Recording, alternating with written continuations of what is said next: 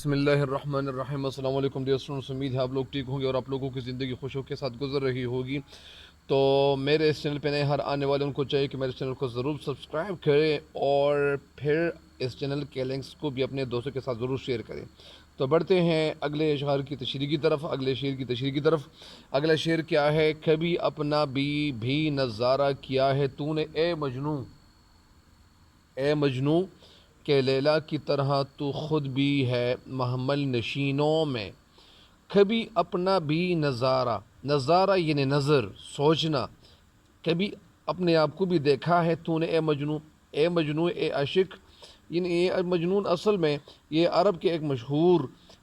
وہ کیا تھے، وہ یہ دونوں ایک روایتی طور پر یہ دونوں کردار تھے۔ قیس بن عامر ان کا نام تھا اور یہ لیلا کا عاشق تھا۔ تو کبھی اپنا بھی نظارہ کیا ہے تو نے، یعنی تو خود بھی اپنے آپ کو دیکھ چکے ہو کہ لیلا کی طرح تو خود بھی ہے محمل نشینوں میں۔ لیلا یعنی محبوب، مجنون کی محبوبہ، خود بھی ہے محمل نشینوں۔ محمل کے معنی ہے کہ جاوا یا ڈولی، نشینوں میں یعنی چھپا ہوا جو رہتا تھا، مطلب یعنی وہ لیلا کی طرح، لیلا کے پیچھے وہ ارد گرد وہ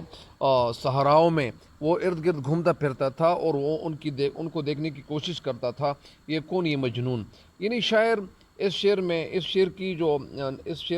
نثر ہے، جو مفہوم ہے، وہ کچھ یوں ہے کہ اے قیس، تو نے کبھی اپنی حقیقت پر نظر ڈالی ہے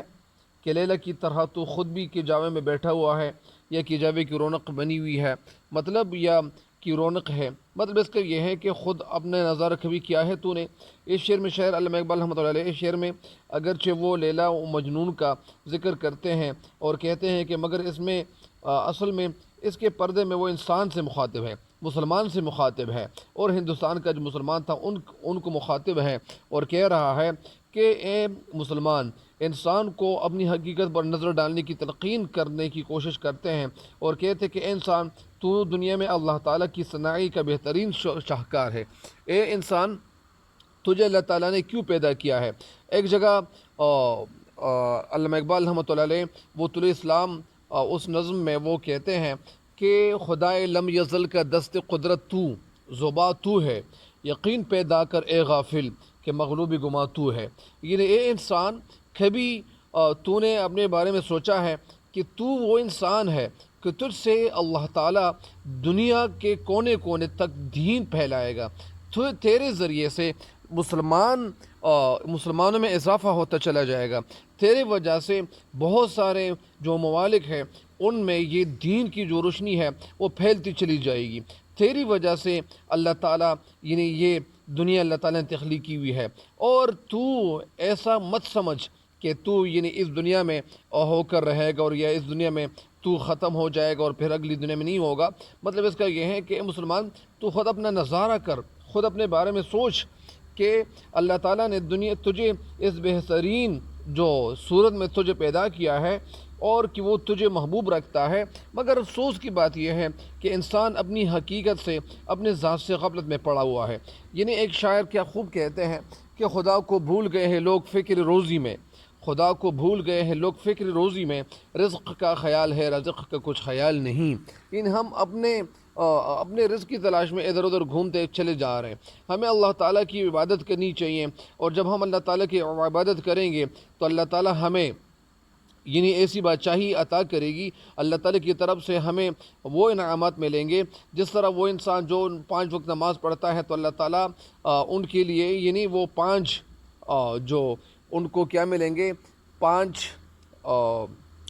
یعنی ان کو انعامات ملیں گے، اور اسی وجہ سے اللہ تعالیٰ انسان سے یعنی مخاطب اس لیے ہے کہ یہ جو مسلمان ہے تو یہ مسلمان صرف اس دنیا کا نہیں ہو کر رہے گا، بلکہ یہ اپنے بارے میں اپنے جیسے اور جو لوگ ہیں وہ جو مسلمان نہیں ہے وہ ان کو مسلمان کرنے کی کوشش کریں گے، ان تک دین پھیلانے کی کوشش کریں گے، کیونکہ بہت سارے بیچارے لوگ ایسے بھی ہیں کہ وہ اس دین سے یعنی غافل ہیں، ان کو یہ پتہ نہیں ہے کہ ہم اس دنیا کے ہو کر نہیں رہیں گے، ان کو یہ پتہ نہیں ہے کہ وہ اگلی دنیا میں بھی جائیں گے۔ تو اسی وجہ سے مسلمان کو یہ کرنا چاہیے کہ وہ مسلمان کیا ہوگا، مسلمان اپنی حقیقت کو پہچاننے کی کوشش کرے گا، اور جب ایک انسان اللہ تعالیٰ کی عبادت کرتا چلا جاتا ہے تو دنیا کی جو بے شمار چیزیں ہیں، وہ جو ظاہری چیزیں تو وہ ویسے بھی نظر آتی ہیں، لیکن جو پوشیدہ چیزیں ہیں، وہ جو پوشیدہ خزانے ہیں، تو اللہ تعالیٰ اس انسان کے لیے اللہ تعالیٰ نے بنائے ہیں، اور اس دنیا کو اللہ تعالیٰ نے انسان کے لیے، مسلمانوں کے لیے اللہ تعالیٰ نے تخلیق کی ہوئی ہے۔ تو اسی وجہ سے انسان کے حوالے سے یہ سوچ رہا ہے یا کہہ رہے ہیں کہ تجھے اپنی ذات اور حقیقت کا بالکل پتہ ہی نہیں ہے۔ مراد اس سے یہ ہے کہ انسان اگر تجھ پہ خود اپنی ذات کی حقیقت کا وہ راز کھل جائے کہ تو کیا ہے، تو تیرے اندر بھی یعنی وہ شان پیدا ہو جائے جو شان یعنی کہیں صحابہ کرام رضی اللہ تعالیٰ عنہم اجمعین کا ہوتا تھا، تیرے اندر اگر وہ خوبیاں اگر تیرے اندر پیدا ہو جائیں، جس طرح علامہ اقبال رحمۃ اللہ بہت ساری جگہوں میں یعنی بہت سارے خیالات وہ قلم بند کرتے ہوئے کہتے ہیں اور ہمیں سمجھانے کی کوشش کرتے ہیں کہ اے مسلمان، تو یعنی غفلت میں پڑا ہوا انسان ہے، تجھے غفلت میں پڑنا نہیں چاہیے۔ جس طرح علامہ اقبال رحمۃ اللہ کی جو شاعری ہے، تو ان کی شاعری میں ہمیں یہ پیغام ملتا ہے کہ مسلمان یعنی خود کو اتنا کمتر نہیں سمجھنا چاہیے۔ اللہ تعالیٰ نے مسلمان کے لیے یہ دنیا تخلیق کی ہوئی ہے، صرف یعنی وہ غیر مسلموں کے لیے دنیا تخلیق نہیں کی گئی ہے۔ تو اسی وجہ سے اللہ تعالیٰ کیا کرے گا، اسی وجہ سے ہر انسان کے لیے یہ سوچنا چاہیے کہ وہ خود کیا ہے۔ وہ جس طرح ایک جگہ حضرت علی رضی اللہ عنہ کا قول ہے کہ وہ فرماتے ہیں، کہتے ہیں کہ جو انسان خود کو پہچانے گا، تو جس انسان نے خود کو پہچان لیا تو اس نے اپنے رب کو پہچان لیا۔ تو اس شعر کے اس قول کے حوالے سے کچھ سائنسدان یا کچھ لوگ ایسے بھی کہتے ہیں کہ خود کو پہچاننا اصل میں کیا ہے، خود کو پہچاننا یا اپنے رب کو پہچاننا، اس کا مطلب یہ ہے کہ ایک انسان اگر وہ سائنس ٹیکنالوجی کے حوالے سے سوچنا شروع کر دے کہ یہ جو دنیا اللہ تعالیٰ نے تخلیق کی ہوئی ہے، تو اس میں مجھے سوچنا چاہیے، اس دنیا کے اندر مجھے جھانکنا چاہیے، اس دنیا میں بہت سارے خزانے ہیں جو پوشیدہ ہے، چھپے ہوئے خزانے ہیں، تو وہ چھپے ہوئے خزانے کن کاموں کے لیے، کن لوگوں کے لیے ہیں؟ وہ تو ہم لوگوں کے لیے ہیں۔ اسی طرح اگر انسان اپنے حوالے سے اپنی سوچ کو تبدیل کرنے کی کوشش کرے گا یا ان کی سوچ تبدیل ہو جائے گی، بدل جائے گی، تو پھر مجھے امید ہے انشاءاللہ کہ انسان کبھی ناکام نہیں ہوں گے، مسلمان کبھی ناکام نہیں ہوں گے۔ تو مسلمان اگر وہ آج کل اگر وہ ناکام ہے تو وہ غفلت میں پڑا ہوا انسان ہے، اسی وجہ سے اپنے بارے میں سوچتا ہوا انسان نہیں ہے۔ اگر یہ انسان اپنے بارے میں سوچے گا، مسلمانوں کے لیے سوچے گا، غیر مسلموں کے لیے سوچے گا، اور وہ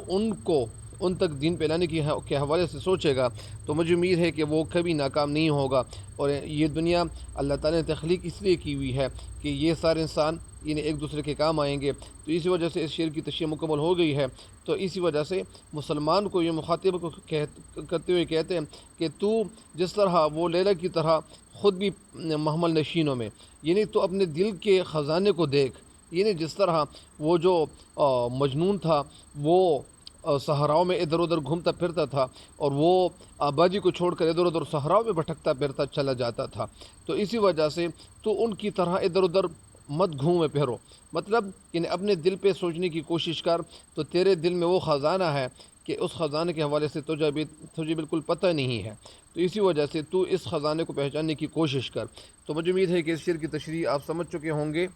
تو تب تک کے لیے اجازت چاہتا ہوں، اللہ نگہبان۔